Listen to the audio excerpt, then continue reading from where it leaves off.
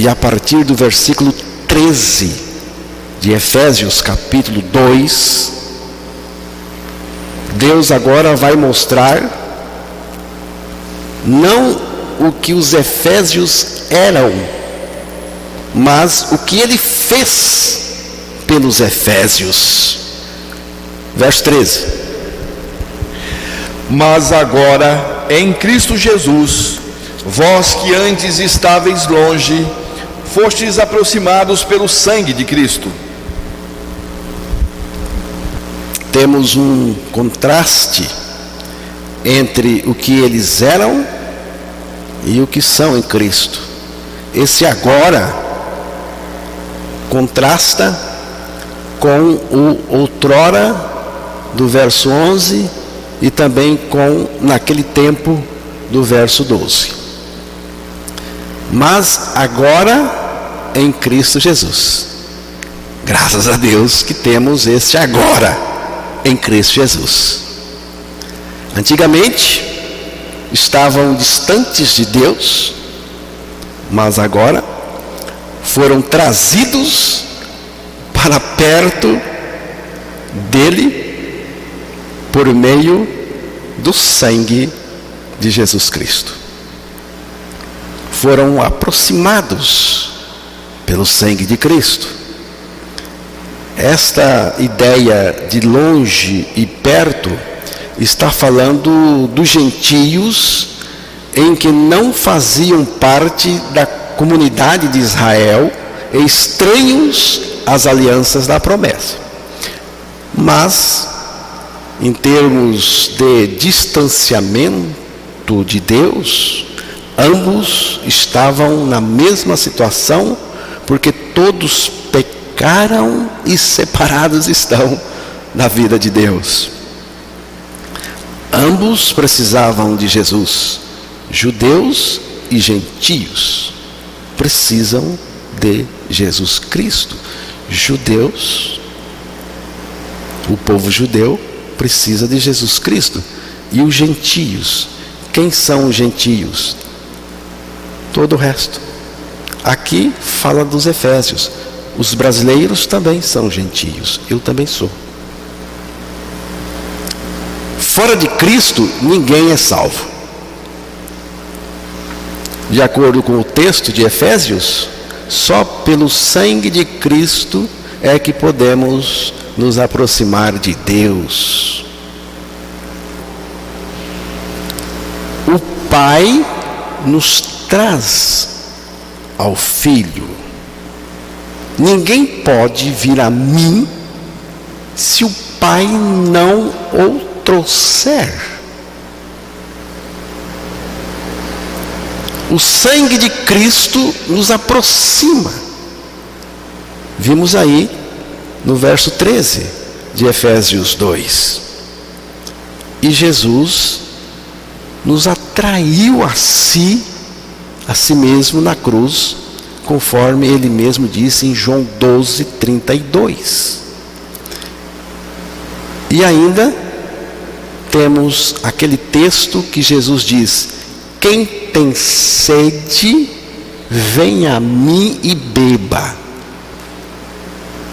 Mas esta sede já é uma sede, irmão José Rabelo, provocada pela graça de Deus ao seu coração. Vamos focalizar agora o sangue de Cristo, pelo qual nós podemos nos aproximar de Deus. Por meio do sangue de Jesus, nós fomos aproximados ou chegamos perto. O sangue derramado nos deu recurso para nos aproximar dele. O Pai não podia nos levar a Jesus se o sangue não fosse derramado. Jesus não poderia nos atrair sem que o seu sangue tivesse sido derramado. O sangue daqueles cordeiros que eram santificados no Velho Testamento eram aspergidos, borrifados 7 vezes. Estude isso e você vai ver. As Escrituras mostram 7 momentos nos quais o sangue de Jesus foi vertido nas horas que antecederam a sua morte na cruz. No jardim, quando ele suou sangue, e lembre-se que era uma noite fria, mas mesmo assim ele suou água e sangue. Ele sangrou quando o soldado romano bateu na cara dele a ponto do seu rosto ficar desfigurado. Ele perdeu sangue quando foi chicoteado várias vezes. Ele sangrou um pouco mais quando recebeu uma cacetada com um bordão na cabeça. Ele perdeu sangue quando lhe foi enfiada uma coroa de graúdos espinhos na sua cabeça. Ele sangrou um pouco mais quando recebeu os 3 pregos e foi levantado da terra. Nesse momento, ele nos atraiu a si. Ele começa a nos atrair a si lá na cruz. E foi também neste momento que ele levou em seu corpo sobre o madeiro os nossos pecados. Finalmente, o soldado romano, para certificar-se que ele estava morto, deu uma estocada de baixo para cima no seu lado e saiu o resto de sangue misturado com água. No momento anterior, quando Jesus foi levantado na cruz, suas mãos foram estouradas e os seus pés também, e o sangue escoou derramando. Prego aqui nos pés. Quando levanta o peso do corpo, a mão rasga, o sangue sai. Pé também. Seu sangue escoou, gotejou, até sair tudo. Este é o sangue da sua cruz, como é chamado na palavra. Preste atenção no que eu vou dizer aqui.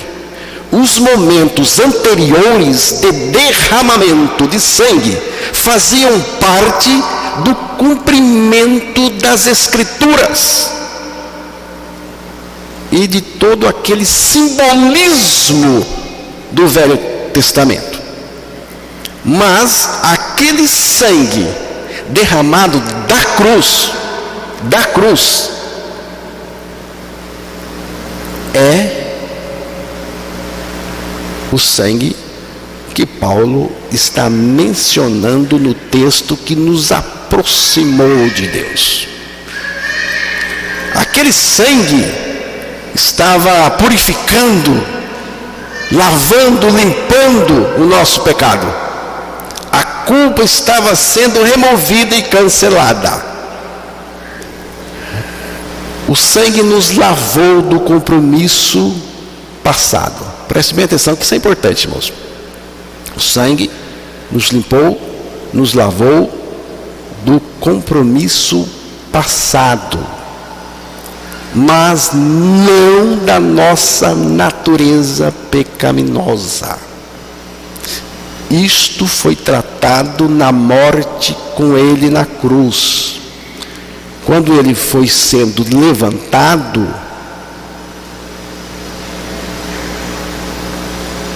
o sangue foi saindo e nós fomos sendo atraídos por ele, a ele.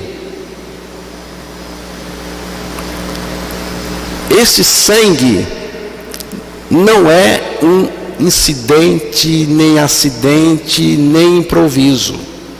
Não, irmãos.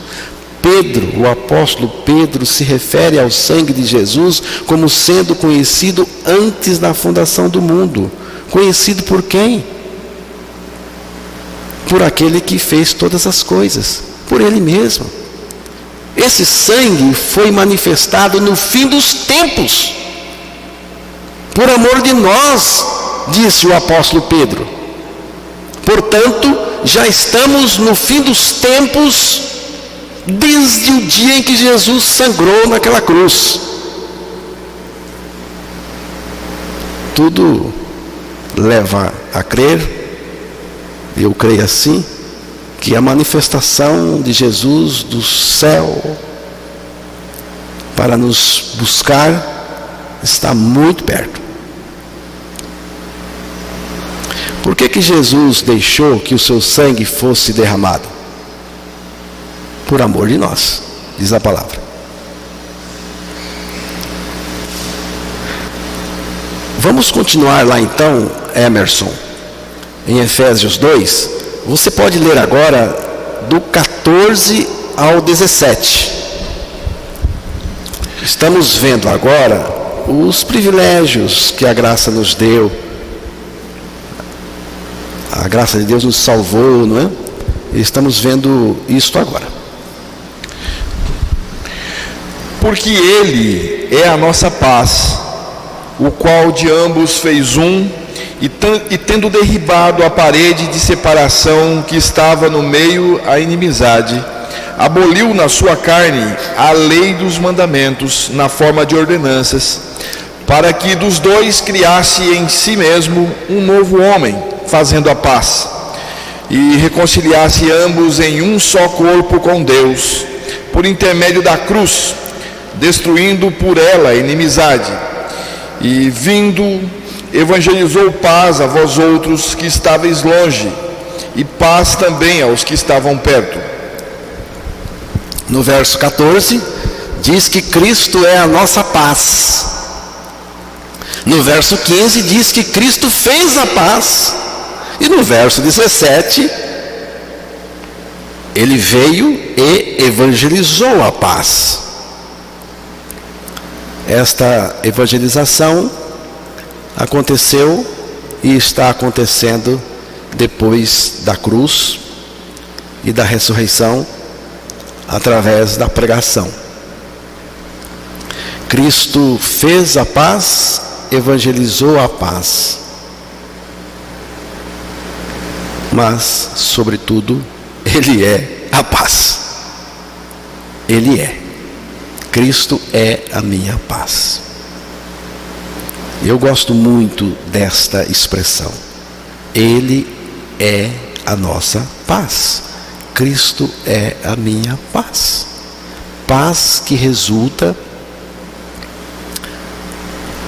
da justiça de Deus manifestada na cruz e da presença viva de Cristo no nosso interior. Ele é a nossa paz. Nós não temos paz. Nós temos Cristo como sendo a nossa paz. Cristo e somente Cristo e ninguém mais. Ele fala de inimizade. O contrário da paz é inimizade. Mas preste atenção que Paulo não está falando de uma inimizade qualquer. Ele fala assim, a inimizade, que está aí no verso 14. Isto aqui não está falando de uma briguinha qualquer, de um mal-estar qualquer. Inimizade aqui está falando de uma natureza ímpia que está dentro de cada pessoa que nasce neste mundo. Também é conhecida como pecado. E no texto, ela é comparada a uma parede de separação. Porque não se trata de desavença qualquer. Não se trata de um não gostar do outro, mas do que leva uma pessoa a odiar a outra. O que leva uma pessoa a se manifestar contra e até matar a outra. É essa natureza que leva a essa desavença externa. Tem uma fonte, tem uma causa. Aqui no texto, chamada de a inimizade, que para mim tem a ver com esta natureza inimiga de Deus.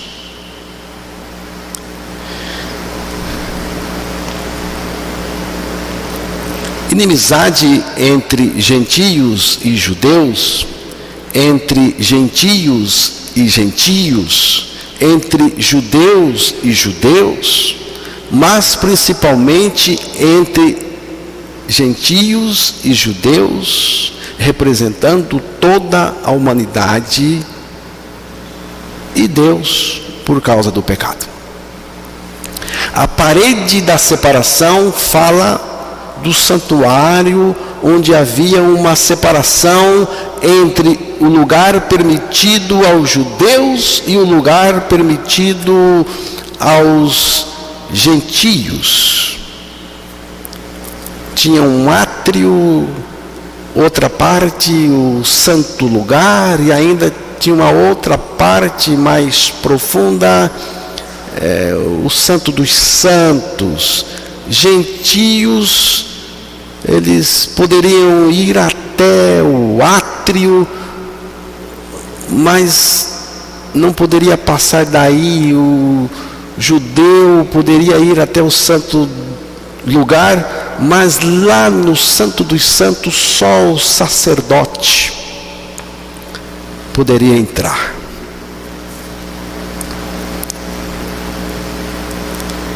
Então havia uma parede de separação entre judeu e gentio, e entre o judeu e o sacerdote. Esta separação era apenas uma figura ou demonstração espiritual que havia entre Deus, os judeus, representando o legalismo e a justiça própria, e os gentios representando a ignorância e libertinagem. Na cruz, Cristo matou, é a palavra que Paulo usa, matou a inimizade e derrubou a parede de separação. Quando nós fomos atraídos para o corpo de Cristo lá na cruz, todos foram atraídos, judeus e gentios, de todas as épocas e de todos os lugares. Ali morreu a inimizade. Morremos com Cristo lá. E ao morrermos com Cristo, morreu também a inimizade, a natureza ímpia.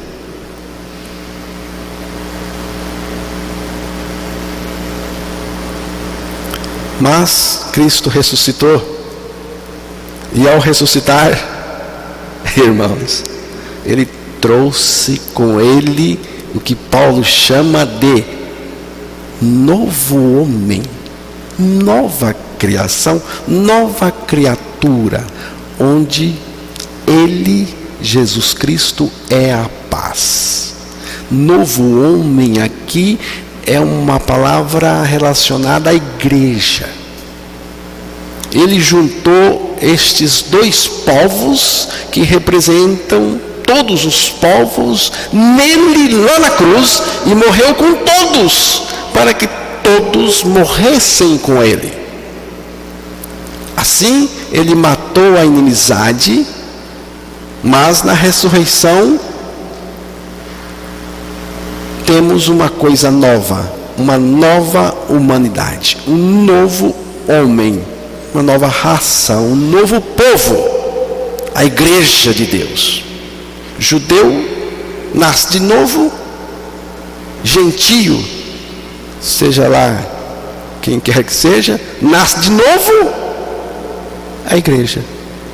Nasceu de novo o judeu, nasceu de novo o palestino, nasceu de novo o grego, nasceu de novo o brasileiro. É o que agora? É a igreja. Porém, essa é a minha maneira de crer. Isso não elimina a nação de Israel. Para mim ela continua ainda, porque Paulo fala em igreja de Deus, gentios e judeus. O mundo está dividido assim. Quem nasce de novo é a igreja. O judeu que não nascer de novo não é a igreja. Só que Deus tem um projeto para tratar ainda com eles no período da grande tribulação. Tem muita gente que não crê assim, eu não discuto, não brigo, mas essa é a minha preferência de entender isso. Para que Cristo pudesse criar em si mesmo um novo homem, fazendo a paz, ele teve que desfazer a lei dos mandamentos, as ordenanças. A lei é santa, irmãos, perfeita, mas condenava todos os homens, pois todos pecaram e desobedeceram a lei. Por causa disso, a lei é minha inimiga. Todas as vezes que eu chegar perto dela, ela está me ameaçando. Você tem que pagar, você tem que morrer, porque o salário do pecado é a morte. Eu te condeno porque você é pecador, rebelde, ofensor de Deus. E a pena para você, meu caro pecador, é a morte. É a lei. Mas vamos ver o que aconteceu? Gálatas capítulo 2, versos 19 e 20.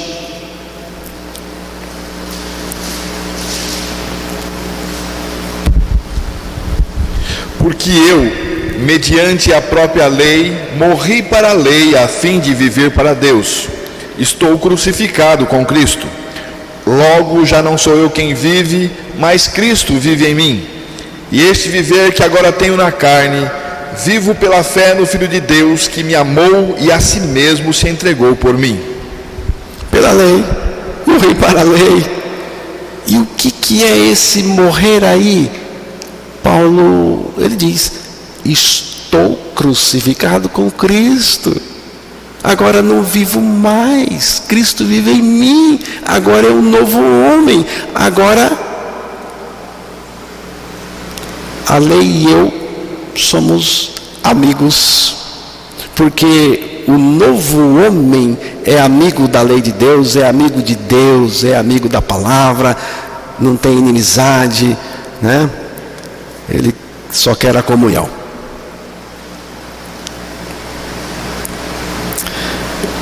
Eu vou pedir para o Emerson ler a partir do verso 18 até o final, até o verso 22. Porque por ele ambos temos acesso ao Pai em um Espírito.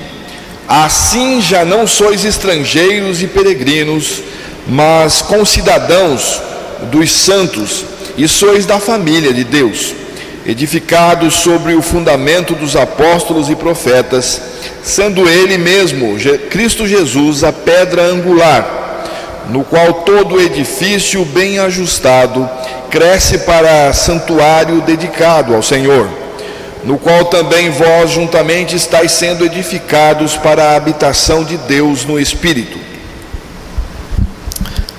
Então no verso 18 fala de um acesso ao Pai. O gentio não tinha acesso ao Pai. Agora tem, porque foi regenerado. O novo homem, por meio de Cristo, Jesus tem acesso ao Pai. Não é preciso nenhum outro intermediário, a não ser Cristo. Nós podemos ter acesso ao Pai porque fomos regenerados.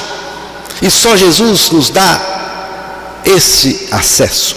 E ninguém mais. E o Pai está lá esperando.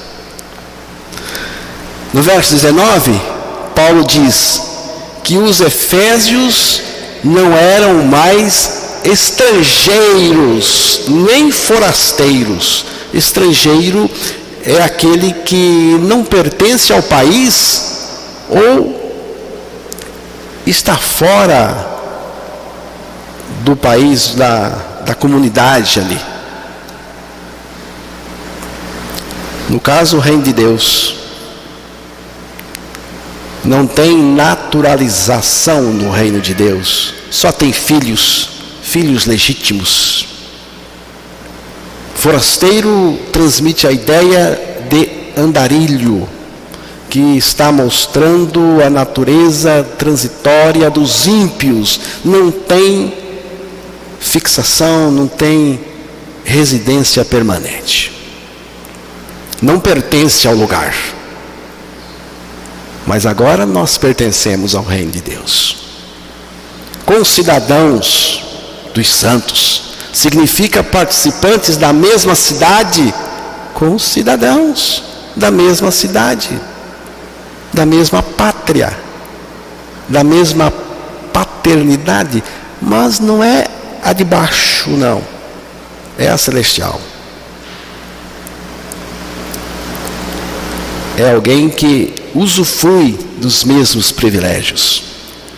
As palavras acesso ao Pai e concidadãos dos santos visam a mesma coisa, a família de Deus, que é mostrada aí. Família é uma expressão para a igreja também. E pensando em família, irmãos, família compartilha natureza. Não é, irmão Vavá? Família compartilha natureza. Você pode ter um amigo e ter muito carinho por ele, afeição, mas você não compartilha a sua natureza. Mas com o Evaldo, que está ao seu lado, que é o seu filho, compartilha. Ele tem seu sangue, tem as suas características. Família compartilha a vida.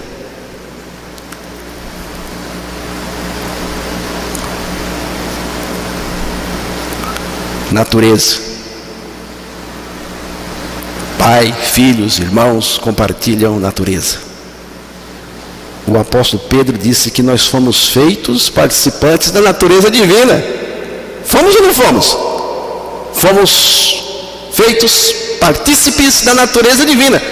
Preste atenção, irmãos Zé Rabino. Ele não deu a divindade dele para você, mas deu a natureza. Só ele tem divindade. Mas a natureza divina ele compartilhou conosco.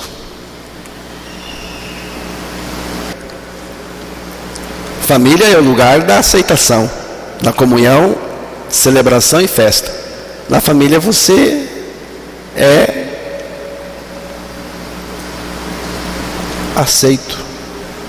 Você chega na casa da família, você deita no sofá, abre a geladeira. Na casa de um amigo que não é família, você não faz isso. Porque se alguém não gostar que você abriu a geladeira, mas é aceito a si mesmo. É família. Então família é um lugar amável aos olhos do Senhor. Um lugar amado por Deus. E agora eu estou falando aqui da igreja, né? Da igreja. E família compartilha serviço. Na família nós devemos ter prazer em servir. Estou falando da igreja. Prazer em buscar o bem-estar uns dos outros. Na igreja não existe tal e tal família. Não, irmãos. Na igreja existe a família de Deus. Não é a família do Carlos, a família do Zé Rabelo, a família do Valdir. Não. É a família de Deus, irmãos. Aqui é a família de Deus. Uma família de filhos semelhantes ao Filho de Deus é o propósito da família de Deus.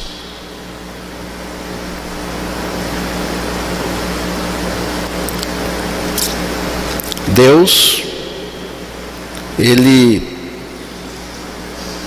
pensou em uma família humana, mas por causa do pecado, ela se tornou em ilhas egocêntricas.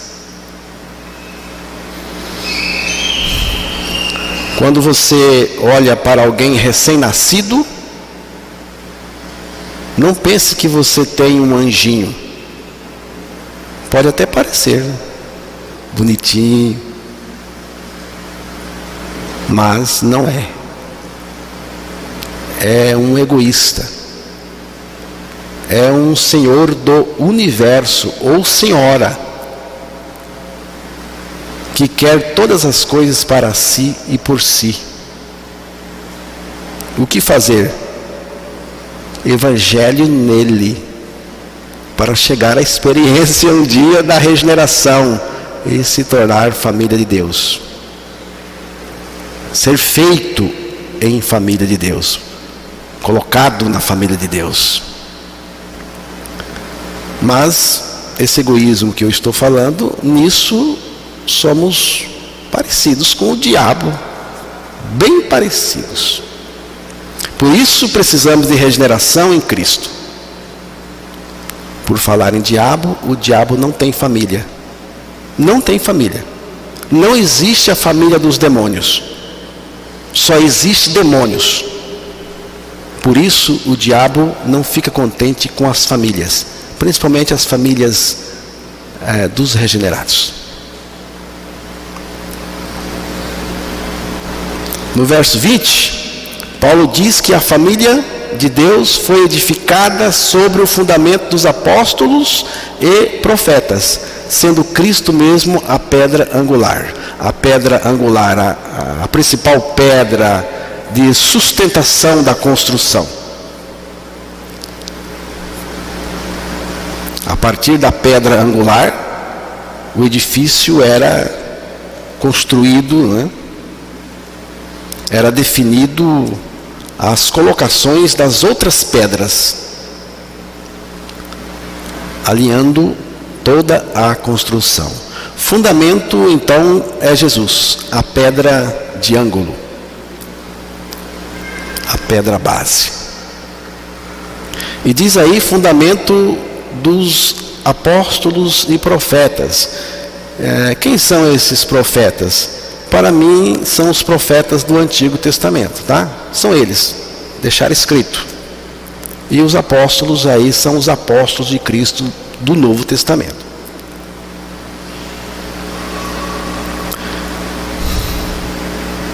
No qual Cristo, que é a pedra angular, todo edifício bem ajustado, cresce para santuário dedicado ao Senhor.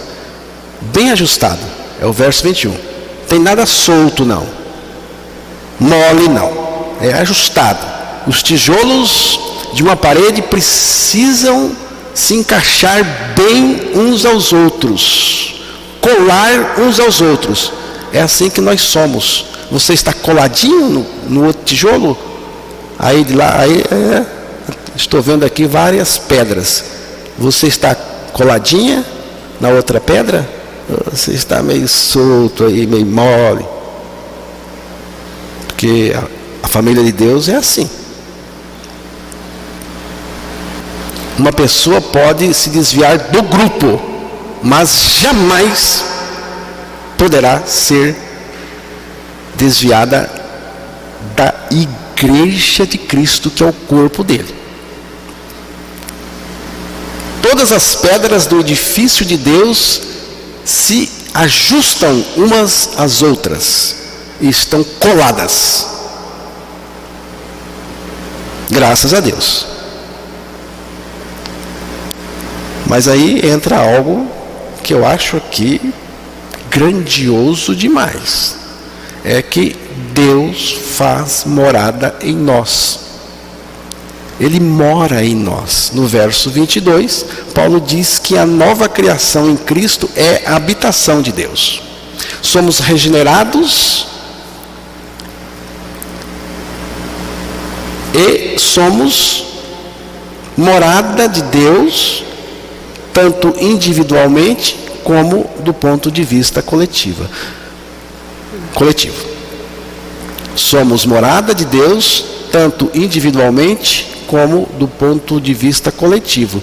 Cristo é a minha vida, Ele vive em mim, mas Cristo é a vida da igreja, do corpo também.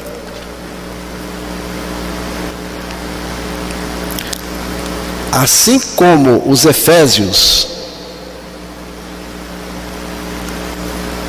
nós também hoje somos povo de Deus. E somos povo de Deus inteiramente por causa da sua graça. Só temos que agradecer. A gente não era nada, irmãos. Nada. Agora somos povo de Deus por causa de Cristo. E a partir disso, vamos viver como família, louvando a Deus. Louvando a Deus.